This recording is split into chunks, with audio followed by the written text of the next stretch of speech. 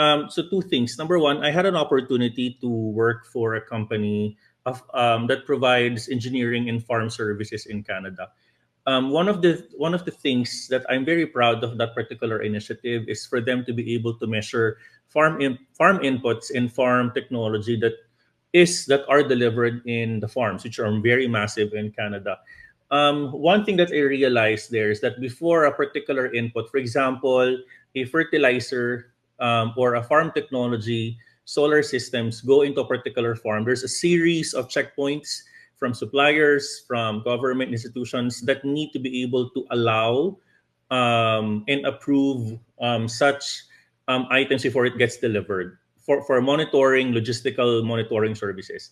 I would envision if that's something we could do on farms within the Philippines, for us to be able to monitor important farm inputs and farm products that go to the farm itself before it gets even delivered to the farm or even get out of the farm. We could obviously put together a system that monitors logistics. One thing that's interesting there is that I realized yung farm pala, yung input pala na dinideliver doon sa Canada, we're able to trace that some of them come from Brazil.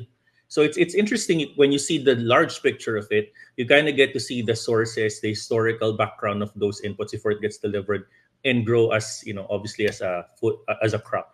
Another thing which is potentially a hurdle which I've seen as well work. When I used to be involved with Google, we wanted to put together um, an endeavor or a project to put medical history in blockchain. I would be very curious to understand how would that pan out in the Philippines, considering one of the bottlenecks we had there is that when we did it in Canada, sobrang higpit nung HIPAA regulations nila, and none of them would want to budge in putting patient information in blockchain. Obviously, it's a public information systems, and HIPAA regulation is a very private focus regulation. Therefore, it did not push through. So I would be very interested to see, aside from the doability, how can the local laws support such publication of systems in the public infrastructure?